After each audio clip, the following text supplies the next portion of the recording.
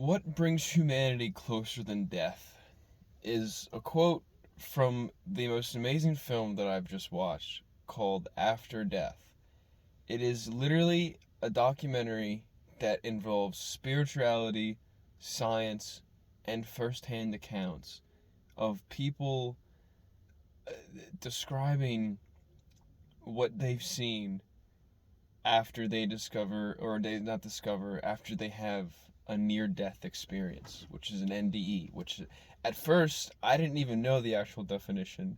I thought it was just when you almost would die. Like say, you know, I had a feeling it also entailed when, you would be on like you had like a cardiac arrest and you basically died for like 5 minutes and then you came back to life. I'm sorry, I'm really dehydrated. I wasn't able to drink a lot. I was too busy focusing in on that movie.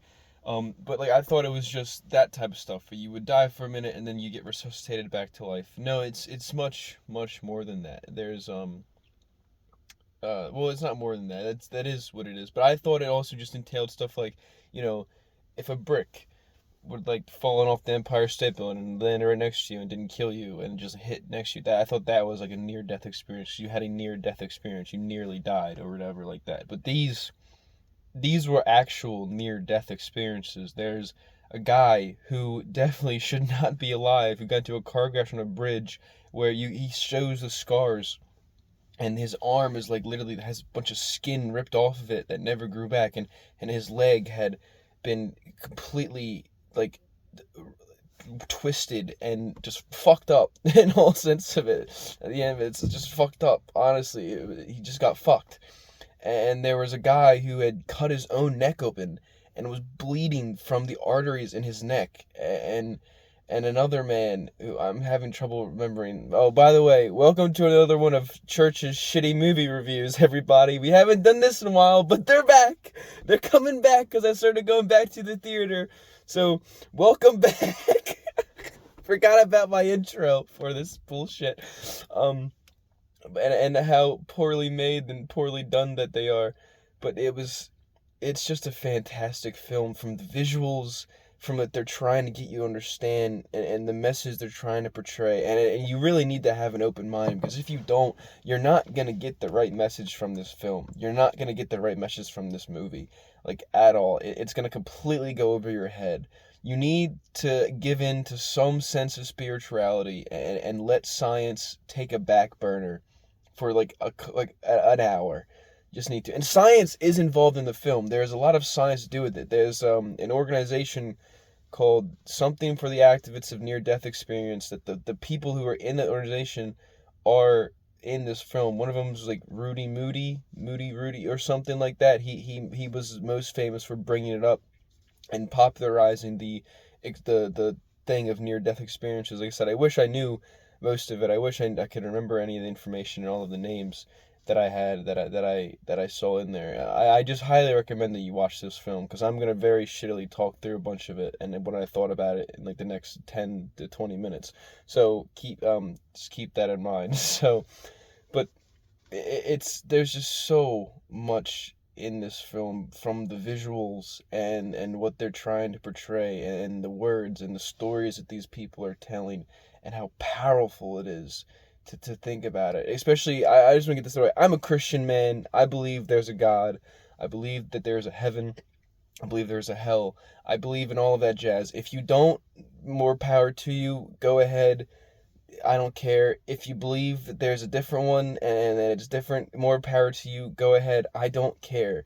I also have this dumb belief: God is God. If you believe there's a God, it doesn't matter what you believe in, that's yours. And that's who you should believe in. And the movie does portray that very well.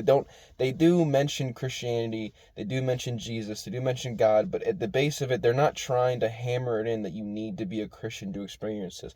You can be other people. There was one kid who was a Buddhist, the guy who I just said cut his neck open and tried to commit suicide. Which, by the way, again, if you are going to watch this film, it deals with a lot of hard topics like suicide and death, obviously, and just most of the bad parts that people tend not to try to deal with a lot. It's also very photosensitive. There's a lot of messed up images and a lot of very colorful and blinding stuff that could trigger photosensitivity if you have it. I should have probably mentioned all that before I started talking, but again, I'm very bad at this. But yeah, the guy who tried to commit suicide was a Buddhist, and he saw the same sort of things that everyone else had saw. The movie just brings up a pattern between these near-death experiences that people have experienced, where at first you have this out-of-body experience and you're like hovering over your own body, and you were like, from the first story starts with a pilot and he crashes his plane into some sort of tower, and he says once he crashed the plane he woke up, and the first thing he did was look down, and he saw the co-pilot, the other pilot that was in the back, and himself, and he followed him as they went to the hospital, as they did all this bullshit, and they did everything. And then some girl who had a brain aneurysm, I didn't realize what that entailed. They do a surgery called um still surgery, something with that, like it's still something, and it's literally they cut off your heart, they drain the blood out of your body, they cut off your thing with your brain, so you were basically clinically dead, like you were actually dead, and they operate on you because it's the only way they can operate out of with a brain aneurysm. And she comes off of the operation and she talks to the neurologist. I think his name was John Burke or Burke Green. I think I'm mixing the names up, but it was a guy. I want to look him up later because he seems very important. I want to read. All of these people had books, by the way, so I don't know if it's probably why they were chosen, because their books were published and they were more popularized and stuff like that. This is why these people were specifically chosen for the film and stuff like that. Obviously, these weren't just random people they picked up off the street and said, "Hey, have you ever had a near-death experience? Please tell us about it." It was more of, yes, they had already written their stuff down. Most of them are New York Times bestsellers and stuff like that. So I don't know if that adds credibility or doesn't add credibility. I don't really think it matters. I'm just pointing that out. But like I said, he was flying, and then the lady, when she wakes up from her surgery, she remembers things that she just shouldn't remember, like how some of her things were smaller, so it was harder for the doctors to operate, or like what happened inside of her brain, stuff that the doctors don't tell you afterwards, obviously, because it's not really, you don't need to know how your own surgery went, it's not important, but she knew it, like she saw it happen. So you start with this out of body experience, and then most people go to this weird realm, and they see a bright light, and obviously this sounds cliche, but it was true for these people. This is what happened to them, that they see this bright light, and it takes them somewhere, usually to what they deem as heaven, and they showcase that in such amazing visuals, and it's just great how, like, the compared to, not compared, as you're listening to these people talk about their experiences with this and the visuals that are appearing behind it, is just fantastic. You can tell there was a lot of work and time put into it, because I haven't seen these visuals anywhere else. They could have been ripped off and stolen like assets on a cheap Steam game, you know. They could have been, but I haven't seen them, so I think they were made for this movie, and it's just a fantastic thing. But most of the people, they always talk about this light that brings them to this place, this reality where it feels better than our normal reality. It's like they wanted to stay. The guy that got into the car crash, his wife kept going to the hospital, and he wouldn't speak to her. He wouldn't even like give her the time of day, and not because he hated his wife, not because, he disliked her after what had happened. It's because he was taken to this realm. He was shown this great reality beyond our own, where our spirit goes after we die, and and everything just felt better, and it just felt more real, and you can't get that feeling back. So he was just so caught up that he went to this reality that he couldn't even fathom coming back to life, and being a part of our own, and being, within this realm that we live in and stuff like that. And it was just so powerful. And his wife had eventually got angry with him and started yelling and screaming, and all he could do was cry because he couldn't explain it. He couldn't tell anybody. Most people, when they try to explain this stuff, they're looked at as crazy people. One guy, the scientist, he was a skeptic, but he is a skeptic and he isn't a skeptic. He's a very big believer in proof, but he says he sees a lot of evidence to the point where there could be proof because of all the evidence. I just gotta check if I'm still recording. Am I still recording? I am still recording. I had to do that because sometimes it glitches out and stops it, and I don't want. I'm doing pretty good right now. So, yeah. So he has these tapes where he was like one of the first guys that started going around to these people and actually getting their stories, actually taking interest in what they had to say and letting them speak their truth. A lot of them on the tapes literally say, "No, doc, I've never said this to anyone before." And he's like, "Well, why not?" He's like, "Because I didn't want anyone to think I'm crazy."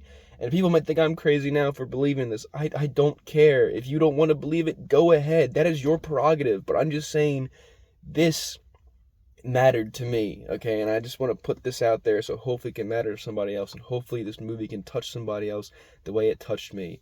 I recommend people all see this. And like I said, if you believe in God, you'll probably take a lot more out of this than other people. Or if you believe in a God, you probably will. But like I was saying, yeah, all of them say that when they were taken to this world, it just felt better than ours. And it didn't feel like they were ripped away. It didn't feel sad. They didn't feel terrified. All they felt was joy and happiness and clarity, and just that is where they belonged. They didn't belong on the earth anymore. They belonged in this heaven, as they say it. They belonged there. And like, a lot of them wanted to stay. Like, they didn't even want to leave. The guy that got into the car crash, he literally says, if I could go back, I would. He's like, I didn't want to come back here. I did. Like, I'm glad I did. I have 5 grandchildren. I love my life here. But what I felt in that world was so incomprehensible, and I can't explain it in human terms, that I need to go back. I wanted to be there. But he's not going to, he said I can't force myself to go back because that's not the will. That's not what they wanted. They brought me back for a purpose, to share my story, to spread this word. So I have to. And like I said, and it's just great the way they speak about it, and the light, the symbolism of the light that they show. They show it a lot, the light traveling, and I'm not against or aghast to admitting I'm a pussy sometimes. I cried like several times. Okay, first of all, let me get something away. I'm scared of death, as many people probably are, and as you rightfully should be. I'm scared of it. I'm scared to die. I don't want to. I don't actually know what happens afterwards, but stuff like this helps reiterate my faith and give me some sense of happiness to when it comes, because okay, maybe there is something good afterwards. Maybe there is something to see and everything. And a lot of them, they do bring up the whole thing of their life flashes before their eyes, that they go back and they see young things of them as children. Or one dude saw his own grandfather who he saw die 3 years ago, and he had welcomed him at the gate and said, please come in. He spoke in a language that he couldn't understand, but he understood it, like because he just could.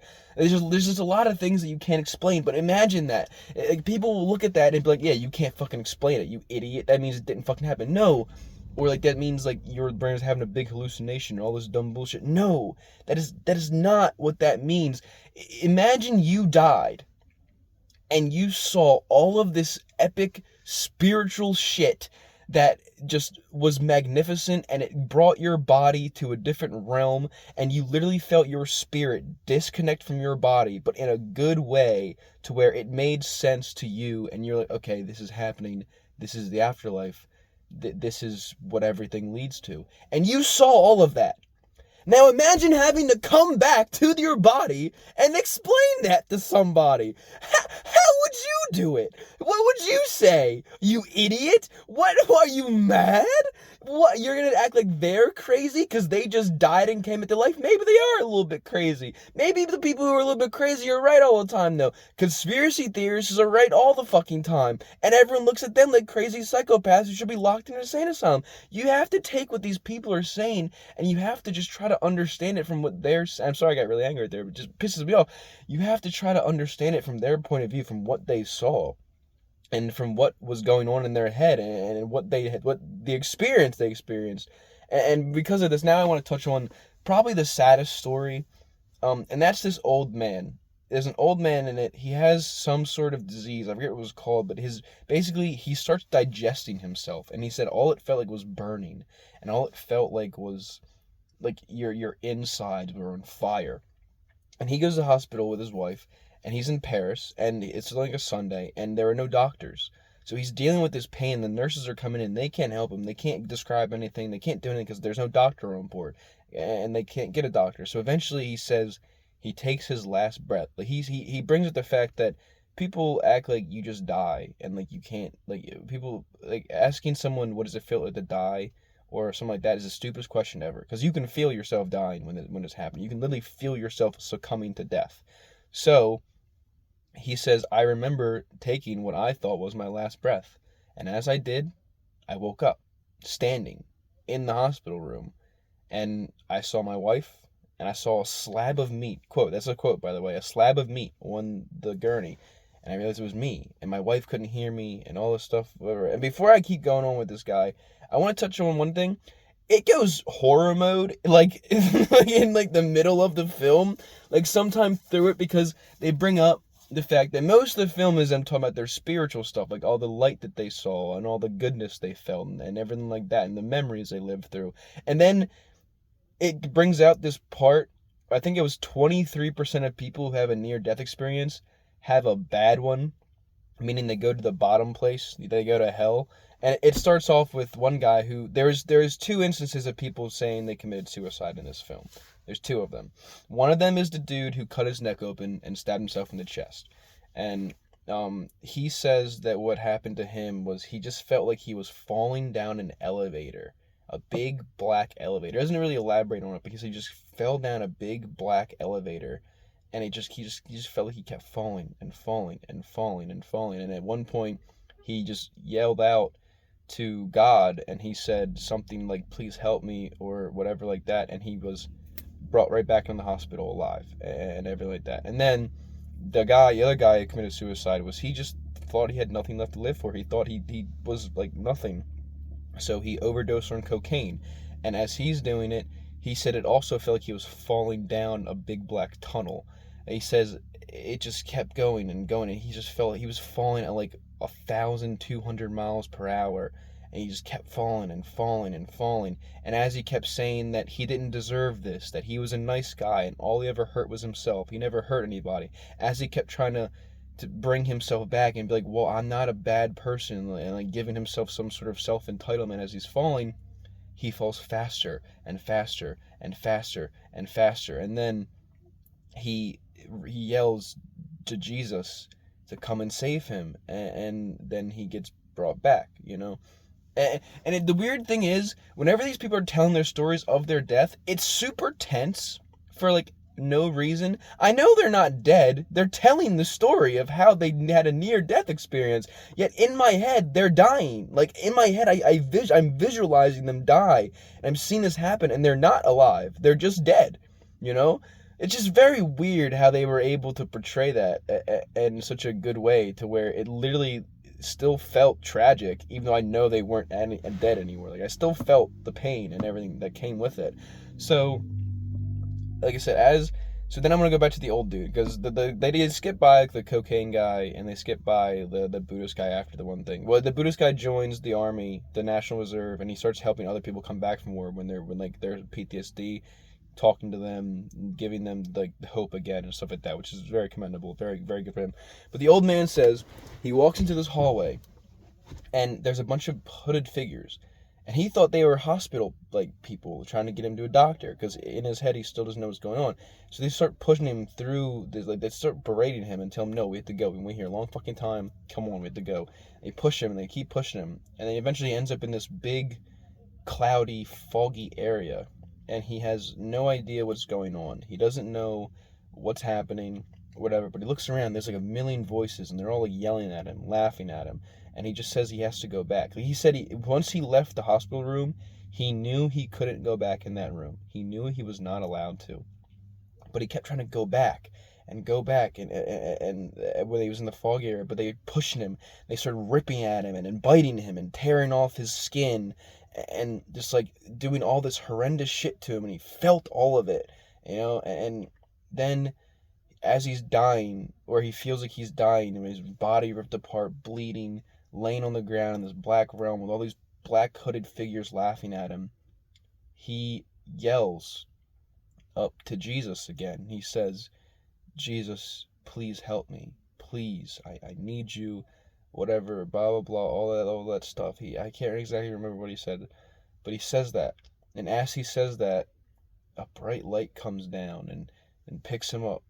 And as fast as he felt like he was falling, he felt like he was flying.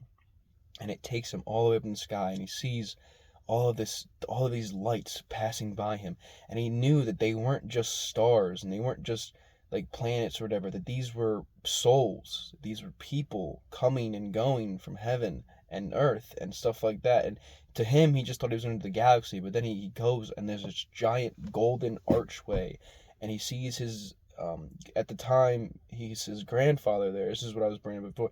He sees his grandfather there, and then he's talking to him in his language, and then he's talking to God. He's asking him all these questions, and Jesus is like, well, how many questions do you have? I guess I have 1,000,000. And he asks them all of these, and he gets all of the answers that he wants. And then he snaps right back to reality. He wakes up in the bed. The nurse comes in and says a doctor went in for surgery.